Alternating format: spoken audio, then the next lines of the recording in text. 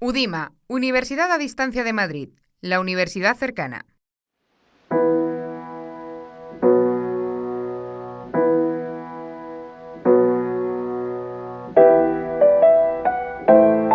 En términos pedagógicos, el siglo XX es la culminación de un lento proceso de cambios sociales e interacciones políticas que venían fraguándose en las dos centurias previas. Europa asistió a una profunda conversión de sus estructuras, pasando de una sociedad agraria a una sociedad moderna e industrializada que acabaría desembocando en un estallido social de dimensiones planetarias. El auge de las teorías liberales, el individualismo y la recepción del modelo capitalista configuraron un escenario presidido por la iniquidad y en el que no tardaron en aflorar las reivindicaciones y el descontento. Con estas premisas es entendible que proliferaran ya desde el siglo XIX las teorías de corte socialista como respuesta a la industrialización, la deshumanización de los trabajadores y el capitalismo. Salarios ridículos, condiciones laborales inhumanas, trabajos extenuantes, carencias higiénicas, hacinamiento, analfabetismo, explotación infantil. La rusa fue la primera sociedad en rebelarse contra el modelo capitalista al calor de la Revolución de octubre de 1917. Y lo hizo contagiada por ese optimismo ilustrado que aspiraba a levantar la sociedad sobre la base de una educación sólida. Pero los teóricos que capitanearon esta ambiciosa reforma, varias décadas antes del estallido de la Revolución rusa, fueron los llamados socialistas utópicos. En su mayoría procedían de la Europa occidental. Owen, Fourier, Marx, Engels, Bakunin, Cabet, unos teóricos que tenían como pensadores de cabecera a los filósofos ilustrados y a los revolucionarios franceses del XVIII, enemigos de la propiedad privada y de las divisiones clasistas y partidarios de las comunidades autosuficientes. De esta búsqueda de la sociedad igualitaria nació además una pretensión esencial de su proyecto: la instrucción universal, completa y gratuita. La nómina de teóricos socialistas viene encabezada por dos nombres de los que bebieron los educadores de corte socialista del siglo XX, Robert Owen y Charles Fourier, ambos de principios del XIX. Owen, de origen escocés, fue un gran reformador social de su tiempo que aspiraba a reconstruir completamente la sociedad desde sus cimientos. El lugar donde Owen experimentó con sus propuestas pedagógicas fue la fábrica escocesa de New Larnac, donde puso en marcha una pequeña comunidad modelo que funcionó como cooperativa. Dotó la comunidad de dos niveles discentes, de 2 a 6 años, escuela infantil, y de 6 a 4 años, una etapa en la que se recibía formación intelectual combinada con trabajos agrícolas y trabajos domésticos. Y desde los 10 años los alumnos alternaban la escuela con el trabajo remunerado en la fábrica. Una innovación que sería retomada años después como una de las ideas medulares de la pedagogía marxista. También Fourier pergeñó su propio modelo para combatir las desviaciones del capitalismo. Bautizó sus comunidades ideales como falansterios o falanges, que eran comunidades cooperativas cuya aspiración era desarrollar los instintos naturales de sus miembros. Una idea que sintonizaba con parte del pensamiento rusoniano, al que criticaba, por cierto, por el individualismo excesivo de su proyecto. Fourier prefería la integración al aislamiento y vio la vida en comuna como una solución viable. La suya fue una propuesta de educación industrial desde la infancia, que pretendía alejar al obrero de las tareas mecánicas y repetitivas. De esta forma proliferaron escuelas en centros fabriles y las iniciativas cooperativistas recibieron un considerable empuje desde 1840 gracias a Owen y Fourier. Ambos fueron los inspiradores de Marx y Engels, que redactaron en 1848 el famoso Manifiesto Comunista, todo un hito en el pensamiento socialista.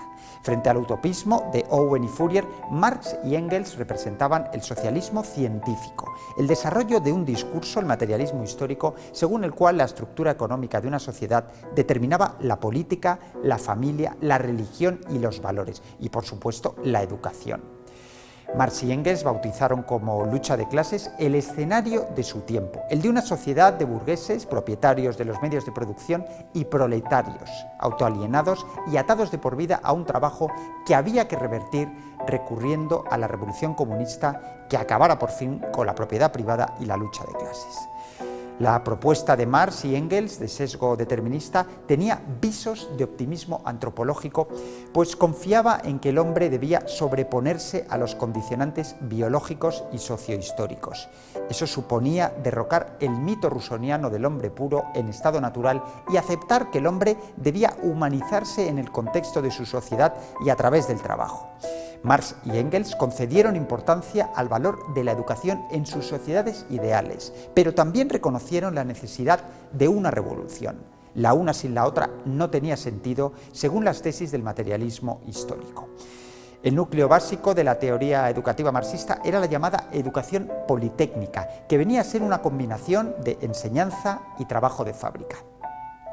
De hecho, dentro de estas fábricas se instalaban escuelas en las que los niños trabajadores recibían una instrucción primaria obligatoria a la que había que sumar la gimnasia y el trabajo manual. Era la contribución de la pedagogía marxista para producir hombres plenamente desarrollados y polivalentes, evitando la explotación y la deshumanización del capitalismo. Como Marx apunta en sus obras, El Capital o Instrucción a los delegados, a partir de los 9 años, cada niño debía convertirse en un obrero productivo. Debía trabajar entre 2 y 6 horas diarias en la fábrica en función de su edad y simultanear la enseñanza con el trabajo. Por cierto, nada tiene que ver el enfoque marxista con la concepción didáctica de los trabajos manuales de la Escuela Nueva, en la que se buscaba estimular el interés infantil y el desarrollo integral. El marxismo entendía la enseñanza tecnológica como una simbiosis teórico-práctica en la que convergían aspectos técnicos, manejo de herramientas, con aplicaciones prácticas propias del trabajo productivo en fábricas. De alguna manera, esta polivalencia tecnológica era la manera de rebelarse contra la revolución industrial del 19 y su inercia especializadora. Curiosamente, ni Marx ni Engels previeron la aplicación práctica de su propuesta educativa. Fueron los partidos políticos obreros los que elaboraron programas de educación a finales del 19, programas en los que la educación politécnica no era precisamente la panacea, porque al estar controlada por los estados se suponía que estaba al servicio de intereses burgueses. Pero el acontecimiento histórico que realmente dinamizó la puesta en práctica de los principios marxistas fue la Revolución Rusa de 1917, cuyo triunfo supuso que la institución escolar canalizara la reconstrucción social como alternativa a la lucha de clases y como medio para lograr una sociedad más justa. El propio Lenin, líder primigenio de la revolución, reconocía que en el marco de su sociedad ideal era necesario unir la enseñanza y el trabajo productivo de las generaciones jóvenes.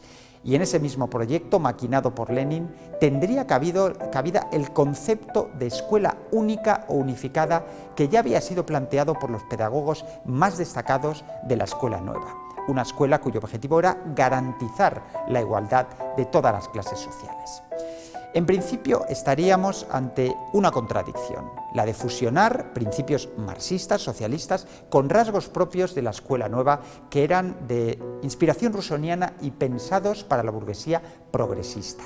Pero el propio Marx en su discurso legitimaba que el socialismo se apropiara de los medios que le brindaba el capitalismo para lograr la ansiada sociedad comunista. La institución más característica de la pedagogía comunista fue la Escuela Única del Trabajo, creada en Rusia en 1918 como resultado de varios informes y decretos en los que intervinieron pedagogos como Nadiezhda Krupskaya, que por otra parte habían recibido la influencia de la Escuela Nueva. La Escuela Única del Trabajo aspiraba a una educación en la que combinaba enseñanza y trabajo productivo. Una educación para todos, sin clases, mixta, laica y en la que quedaban unificadas la enseñanza primaria y la secundaria. En sus aulas se empleaban métodos activos de enseñanza y se estimulaba la experimentación. Dos de las líneas maestras, por cierto, de una de las variantes educativas de la Escuela Nueva, el Plan Dalton. Y es que en el fondo la Escuela Única del Trabajo conjugaba enunciados marxistas con los avances metodológicos experimentados por la Escuela Nueva. Ya en el capítulo de autores merece ser mencionado Pavel Blonsky, que publicó en 1919 La Escuela del Trabajo. Venía a ser una escuela de la producción industrial que pretendía alejarse de las escuelas de trabajo preconizadas por el alemán Kerstensteiner, a las que tachaba de burguesas, individualistas y medievales. Blonsky aspiraba a una institución escolar en la que el trabajo ejerciera de educador e integrador social. Un trabajo con valor formativo que redundaba en el bien de la colectividad. El pedagogo ruso partió de un diseño educativo que contemplaba 3 niveles educativos. El primero, la guardería infantil, de 3 a 7 años, en la que el niño era ya iniciado en el mundo del trabajo mediante juegos y el fomento de la observación. El segundo, la escuela elemental del trabajo, de 8 a 13 años, que no era una escuela en sí, sino un hogar familiar en el que se realizaban tareas domésticas, labores agrícolas o labores de taller. En esta misma etapa se llevaba a cabo una suerte de aventura experimental, la Robinsonada, consistente en reproducir el estilo de vida de un hombre primitivo en los meses de verano, sin medios, sin ropa y con la autosuficiencia como objetivo. El último de los niveles educativos era la escuela del trabajo para adolescentes de los 14 a los 18 años, en la que el joven aprendía a manejar herramientas y máquinas, además de asimilar conceptos de producción industrial aderezados también con estudios de historia social y filosofía que incidían en las bondades del comunismo. Por último, Blonsky ideó una metodología pedagógica conocida como método de complejos que sintetizaba el procedimiento de formación del educando. De nuevo, un contenido inspirado en el método de proyectos que Dewey había previsto poco tiempo atrás.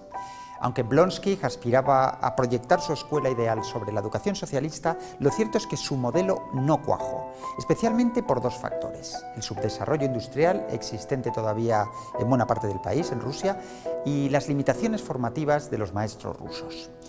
Es evidente que en los albores de la Revolución Rusa del 17, la experimentación y la adopción de modelos ajenos, como el mencionado de la Escuela Nueva, nutrieron los principios educativos de la pedagogía socialista, genuina en unos aspectos e imitadora en otros.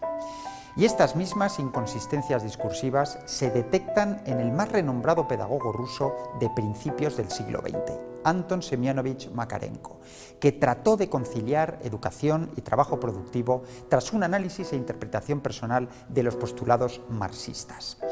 Makarenko llevó a cabo sus experimentos pedagógicos en 2 centros, la colonia Gorki para niños y delincuentes menores desde 1920 y la colonia Cherchinsky desde 1927 para huérfanos.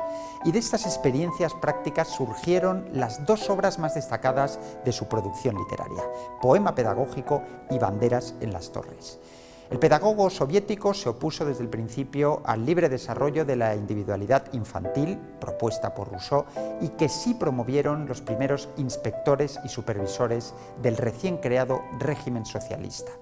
Para Makarenko, esos principios estaban desconectados de la realidad social. Eso supuso que, aunque su proyecto educativo fue desoído en los primeros compases de la Revolución Soviética, en los años 30, con Stalin al frente, Makarenko pasó a ser el referente de la educación rusa. Una educación basada en la disciplina, el rigor y el orden, y en la que se renunciaba a la individualidad en favor de la colectividad. En cierto modo, Makarenko contradecía los principios marxistas. Marx denostaba las labores agropecuarias, la formación artesanal y los talleres que sí implantó Makarenko en la colonia Gorki. Los colonos desarrollaban la destreza manual y no recibían ningún tipo de conocimiento teórico o científico, pero sí coincidía con Marx en que el trabajo era el eje de la educación social. En cualquier caso, las colonias, con formato de comunas, desarrolladas por Makarenko, se revelaron como exitosos experimentos de productividad y acción social. Incluso los educandos llegaron a recibir salarios, pequeños eso sí, para escándalo de las autoridades educativas soviéticas. Además, Makarenko, de alguna manera, traicionó los principios marxistas cuando recurrió a la división del trabajo que convirtió a los educadores en niños especialistas. En definitiva, la colonia Gorki fue una esfera productiva plegada a las circunstancias económicas más allá de los principios teóricos. La autoridad del maestro, los horarios estrictos y la disciplina regían la dinámica de la colonia. Y no faltaron los críticos que acusaron a Makarenko de recurrir a un modelo de pedagogía de la lucha con ciertas ínfulas de dictador y en la que imperaban los procedimientos militaristas. En su descargo, Makarenko defendió el modelo de Gorky, asegurando que una vez estuvo consolidado el método, la disciplina acabó aflorando sola y fue entonces cuando dotó a la colonia de una asamblea general en la que los colonos participaron ya en la organización y dirección de la comuna, algo similar a lo que en la Escuela Nueva se bautizó como self-government. En conclusión, Makarenko fue un pedagogo refractario a los postulados marxistas que se mostró más cercano a la inflexibilidad estilada en tiempos de Stalin. Y existe cierto consenso en afirmar que la pedagogía socialista, más allá de los experimentos acometidos a principios del siglo XX, no ha logrado trascender aún la dimensión utópica en la que sigue inmersa.